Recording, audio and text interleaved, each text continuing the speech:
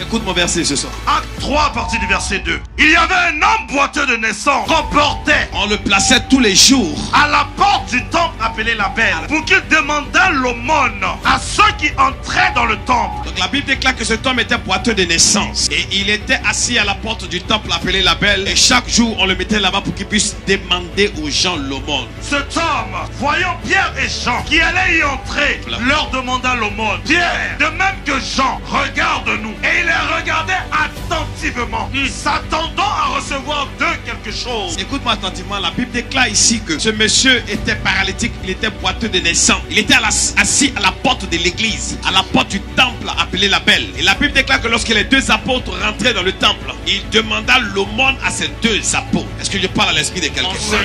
Et la Bible déclare que lorsque les apôtres voulaient lui communiquer la grâce de Dieu, les apôtres lui ont dit regarde-nous. Qu'est-ce que ça signifie regarde-nous? Ça veut dire que quand Dieu veut faire quelque chose dans ta vie, Dieu demande d'abord ton attention. Si Dieu doit opérer un miracle dans ta vie, c'est que Dieu a besoin d'abord de ton attention. Tu ne peux pas dire moi je ne crois pas en Dieu, moi je ne fais rien avec Dieu. Affaire d'église, là c'est pas mon affaire. Et puis Dieu va descendre dans ta vie pour faire un miracle. Jamais.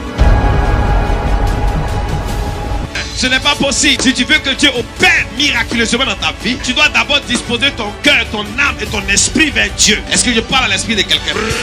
Beaucoup de personnes souffrent, beaucoup de personnes sont malheureuses, mais ils refusent de donner leur vie à Dieu. Toi-même tu es déjà dans un problème. Donne ta vie à Dieu, il va changer ta vie encore là. Ça te fait mal. Est-ce que je parle à l'esprit de quelqu'un? C'est pas pour dire que tu es déjà riche, tu as déjà réussi. Ta vie est difficile, compliquée, on dirait coup de poing. Mais tu ne peux pas donner ta vie à Dieu. Tu refuses de marcher avec Dieu. Tu refuses de prier. Quand tu vois les pasteurs, tu les insultes. Comme ta vie est difficile déjà. Et c'est toi qui insultes les hommes de Dieu. C'est toi qui refuses de croire en Dieu. C'est toi qui refuses de soumettre ta vie à la prière. Lève la main, il faut dire il est changé. Comment? Lève la main, il faut dire aujourd'hui il est changé. Comment? Aujourd'hui il a changé. Quand Dieu veut opérer des grandes choses dans ta vie, Dieu demande d'abord ton attention. La raison pour laquelle il y a beaucoup de personnes qui n'ont pas encore reçu la grâce, c'est parce qu'ils n'ont pas encore fait attention à la grâce de Dieu. La parole est venue à eux, mais ils ont refusé la parole. Le miracle est venu à eux, mais ils ont rejeté le miracle. Ils ont bavardé devant le miracle. Ils ont murmuré en face de l'onction qui peut changer leur destinée. Est-ce que je parle à l'esprit de quelqu'un? La Bible déclare que lorsque l'apôtre devait opérer dans la vie de ce temps, il a attiré d'abord son attention. Est-ce que Dieu peut avoir ton attention? Est-ce que Dieu peut trouver l'attention de quelqu'un ici? Dieu s'apprête à changer l'histoire d'une famille. Dieu s'apprête à changer l'histoire d'un jeune homme, d'une jeune femme. Mais il a besoin de ton attention. Est-ce que tu peux donner ton attention à Dieu ce soir? Lève la main, dis mon Père, à cette heure, tu as toute mon attention. Dis Seigneur Jésus, à cette heure, tu as toute mon attention. Est-ce que je prêche à l'esprit de quelqu'un? Dieu a besoin de ton attention. Dieu ne peut pas opérer dans la vie de quelqu'un qui le rejette. Tu n'aimes pas la prière, tu n'aimes pas la Bible, tu n'aimes pas aller à l'église. Quand on dit de prier, tu as sommeil. Qu'est-ce que Dieu va faire dans ta vie? Quand Dieu veut travailler dans la vie d'une personne, Dieu attire l'attention de la personne. Dieu a besoin de ton attention. Il a besoin de l'attention de ta famille pour pouvoir opérer dans ta famille. Donne ton attention à Dieu. Donne ta vie à Dieu ce soir. Mets ta vie à la disposition de Dieu. Il a changé ma vie. Il peut changer ta vie. Il a changé mon histoire. Il peut changer l'histoire de ta famille. Je pensais que tu allais te lever pour me dire un amen fort. Est-ce que je prêche à l'esprit de quelqu'un? Alléluia. Le miracle n'est pas difficile pour Dieu. Il n'y a rien qui est difficile pour Dieu. Si Dieu a créé les cieux et la terre, s'il a créé tout ce que tu peux voir et constater, ce n'est pas ta guérison qui a un problème. Ce n'est pas ton mariage qui a un problème. Ce n'est pas ta prospérité qui a un problème pour lui. Le plus gros problème, c'est que tu refuses de lui donner ton attention. Mais tu veux bénéficier de sa grâce. Tu te lèves le matin, il te donne son oxygène, tu respires. Mais tu n'es même pas capable de dire merci à Dieu quand tu te réveilles. Tu bénéficies de son soleil et de sa pluie. Et tu n'es même pas capable d'être reconnaissant à Dieu pour ce qu'il a commencé. Et tu veux que Dieu fasse des grandes choses. Tu le maudis matin, midi, soir. Tu maudis même tes parents qui t'ont mis au monde. Est-ce que je parle à l'esprit de quelqu'un? Ce soir, tu dois changer ça. Le Dieu que j'essaie d'emmener dans ce monde, il a un plan merveilleux et extraordinaire pour toi. Il a un plan d'amour, un plan de bénédiction pour toi. Quand la Bible déclare dans le livre de Jérémie, je connais les projets que j'ai formés sur toi, des projets de paix et non de malheur, afin de te donner un avenir et de l'espérance. Quand Dieu te regarde, Dieu voit l'avenir. Quand Dieu te regarde, Dieu voit l'espérance. Est-ce que je prêche à l'esprit de quelqu'un? Lève les deux mains, dis j'ai changé, j'ai changé. Oh, lève la main, dis j'ai changé. Come on.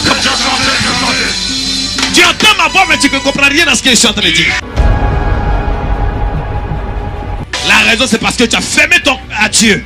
Tu as fermé ton cœur à la parole de Dieu. La parole vient, mais la parole ne peut pas toucher ton cœur. Elle ne peut pas ouvrir ton cœur. Elle ne peut pas pénétrer dans ton cœur. Parce que tu as fermé ton cœur à l'évangile. Tu as fermé ton cœur à ce qui a la capacité de t'illuminer. Ce qui a la capacité de te sauver, de te guérir, de te transformer. Est-ce que je parle à l'esprit de quelqu'un?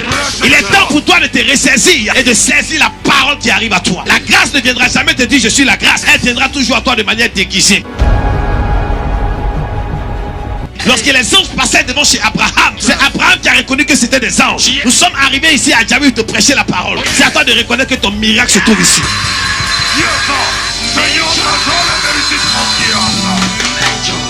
Est-ce que je parle à l'esprit de quelqu'un? On va continuer le verset rapidement. Alors, Pierre lui dit, je n'ai ni argent, ni or, mais ce que j'ai, je te le donne. Qu'est-ce que ça signifie? Les gens qui ont vu ça, Pierre a dit, je n'ai ni argent ni or. Ça veut dire que Pierre était pauvre. Oh, c'est pas vrai. Il veut dire ici qu'il a quelque chose de plus fort que l'argent. Et il a quelque chose de plus fort que l'or. Et ce qui est plus fort que l'argent, c'est la puissance de Dieu. Lorsque la puissance de Dieu est avec toi, l'argent est obligé de se soumettre. L'argent est fait pour être ton esclave. Moi, l'argent est mon esclave. Que Dieu fasse de toi le maître de l'argent au nom de Jésus. Où que tu sois dans cet espace, si tu fais 2 pas en avant pour dire amen, c'est que ça va t'arriver. Dis à partir de ce soir, l'argent devient mon esclave. Bien aimé, fais cette déclaration avec moi. Dis à partir de ce soir, comment? À partir de ce soir, l'argent devient mon esclave. L'argent devient mon esclave. Dis ça avec conviction. Continue. Mais ce que j'ai, je te le donne. Au nom de Jésus-Christ de Nazareth, lève-toi et marche. Et donc la Bible déclare qu'il va lui dire au nom de Jésus, lève-toi et marche. Parce qu'il avait eu toute l'attention de ce monsieur. Les personnes qui font le miracle mais qui refusent de donner l'attention à Dieu. Tant que tu n'as pas ouvert ton cœur à Dieu, tu ne peux pas recevoir. Tant que tu seras concentré à être jaloux de ton frère, tu ne peux pas recevoir. Tant que tu vas haïr quelqu'un pour ne rien, tu ne peux pas recevoir la grâce. Parce que tu es déjà programmé comme le diable est programmé pour faire du mal aux autres. Tu ne peux pas recevoir la grâce. C'est pour ça que Dieu demande la repentance. La repentance du cœur de celui qui s'approche de lui. Afin que son cœur, son âme soit purifiée. Afin que la personne puisse prendre sa grâce. Tu dois recevoir la grâce ce soir. C'est que tu es passé par la repentance. Si tu dois recevoir sa bénédiction, c'est que tu t'es repenti ce soir. C'est que tu as donné ta vie à Dieu ce soir. Lorsque cet homme a accepté cette parole, il a reçu son miracle. Il a accepté cette parole, il a reçu sa guérison. Amen. Combien de personnes parmi vous acceptent la parole de Dieu ce soir? Faut dire Jésus, prends mon cœur ce soir. Jésus, prends mon cœur ce soir. Écoute bien, qu'est-ce qui va se passer après? Et le prenant par la main droite, il le fit lever. Au même instant, ses pieds et ses chevilles devinrent fermes. D'un saut, il fut debout et il se mit à marcher. Tu comprends? Donc lui, il n'a pas marché depuis très longtemps. Mais la première fois qu'il marche, il fait un saut. Pourquoi est-ce qu'il fait un saut? Parce que depuis longtemps, il n'avait pas marché. Donc il devait rattraper le temps qu'il avait perdu. Il y a des personnes ici, tu as perdu beaucoup de temps. Toi-même, tu sens que tu es en retard dans la vie. Parce que ce que tu devais accomplir jusqu'à cet âge, tu ne l'as pas accompli. Est-ce que je parle à l'esprit de quelqu'un? Quand tu étais petit, tu as dit, j'allais me marier à tel âge, j'allais prospérer à tel âge, j'allais acheter maison. Âge là est venu quand ça a dépassé. Tu ne te retrouves plus. C'est comme tu as pris un retard. Mais je veux prophétiser sur ta vie ce soir. Tout retard que tu as accumulé. Parce que l'onction va descendre sur toi. Tu vas faire un saut dans ta destinée. Je déclare que tu rattrapes le temps que tu as perdu. Amen. Tu rattrapes le temps que tu penses avoir perdu. Amen. Je rachète le temps que tu as perdu. Amen. Que Dieu accumule des bénédictions que tu as loupées. Amen. Et qu'il t'accorde ça avant le mois de décembre. Amen. Si tu dis Amen 7 fois, c'est que c'est pour toi. Amen. Amen. Amen. Amen. Amen.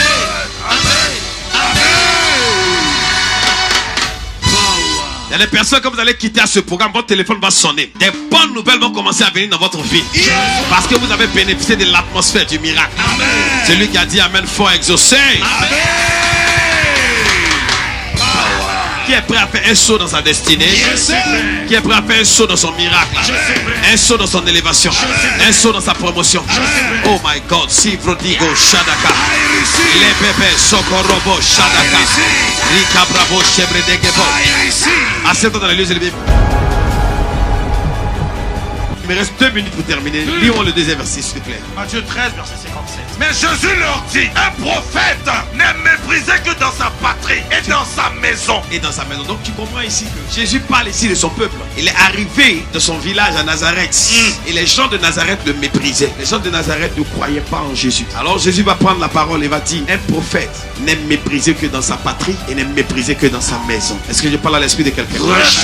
Il y a beaucoup de personnes, vous êtes même chose comme les gens de Nazareth. Chaque fois que tu méprises l'œuvre de Dieu, tu es en train de mépriser le Christ. Chaque fois que tu méprises la parole de Dieu, tu es en train de mépriser le Christ. Est-ce que je parle à l'esprit de quelqu'un? Parce qu'il dit, ce que tu es en train de faire à ce petit qui sont devant toi, il faut savoir que c'est à moi que tu l'as fait. C'est pour ça qu'il a dit, si tu donnes un verre d'eau à un prophète, tu reçois une récompense. Parce qu'un homme de Dieu arrive pour te prêcher la parole et que tu méprises cette parole, tu es en train de mépriser le Christ. Tu es en train de mépriser Jésus. Et ça vaut une sanction sur ta vie. Parce qu'il a dit de secouer la poussière de ses pieds contre toute personne qui méprise sa parole. La Bible déclare que les gens de Nazareth ont méprisé Jésus. Et Jésus leur a dit la vérité. Et un prophète n'est méprisé que dans son pays et dans sa patrie. Regarde ce qui va se passer. Continue. Et il ne vit pas beaucoup de miracles dans ce lieu. Et la Bible déclare que Jésus n'a pas pu faire de miracles dans ce lieu. Donc ça veut dire quoi? Chaque fois que tu méprises la parole, tu méprises l'œuvre de Dieu, Dieu ferme ton ciel de miracles. Dieu ferme ton ciel de bénédiction. C'est pourquoi il y a beaucoup de personnes qui ont des problèmes et ils ne savent pas pourquoi ils ont des problèmes. Or peut-être ils ont insulté un homme de Dieu. Ils ont parlé mal des prophètes de Dieu. Ils ont peut-être injurié la parole. Ils ont méprisé l'œuvre de Dieu. La Bible déclare qu'il n'a pas pu faire de miracle là-bas. Pourquoi? Parce que les gens de Nazareth ont méprisé la grâce. Donc chaque fois que tu méprises la parole de Dieu qui vient à toi, souvent tu prêches à des personnes et on s'en fout. Et puis quoi? Ils jouent les bavards, ils jouent les tolol. En réalité, tu es en train de fermer ton ciel. C'est pour ça que lorsque la parole de Dieu arrive à toi, tu dois ouvrir ton cœur pour recevoir cette parole, afin que cette parole transforme ta vie. Est-ce que je prêche à l'esprit de quelqu'un? Parce que le problème, les gens vont à l'église sans être transformés. Ils vont à l'église sans que la parole de Dieu ne rentre dans leur cœur. Ils vont à l'église pour espionner leurs camarades, pour se moquer des gens.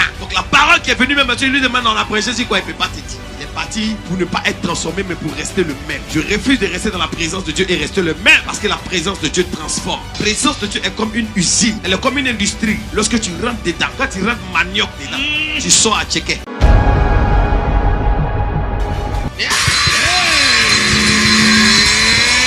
Est-ce que je parle à l'esprit de quelqu'un? Je prophétise sur 7000 personnes ce soir. Que Dieu te transforme au nom de Jésus. Que Dieu transforme ta situation au nom de Jésus. Si tu as dit Amen fort, c'est fait pour toi. Est-ce qu'il est prêche à l'esprit de quelqu'un? Et Dieu m'a dit de prier pour vous. La grâce de Dieu est sur ma vie. Si Dieu me fait la grâce de prier pour toi, je suis convaincu et vaincu que ta vie va changer. Amen. Major original. Alléluia. Reçois. Je le reçois. Reçois. Je le reçois. Reçois le changement dans tous les quartiers de ta vie. J'affecte l'ange Michael dans ta vie. J'affecte l'ange Gabriel dans ta vie. Amen. Que tu rentres dans ta bénédiction. Amen. Que tu rentres dans ton miracle. Amen. Que tu rentres dans ta guérison. Amen. Dans le nom puissant de Jésus. Amen. Si tu as dit Amen 7 fois, c'est fait. Amen.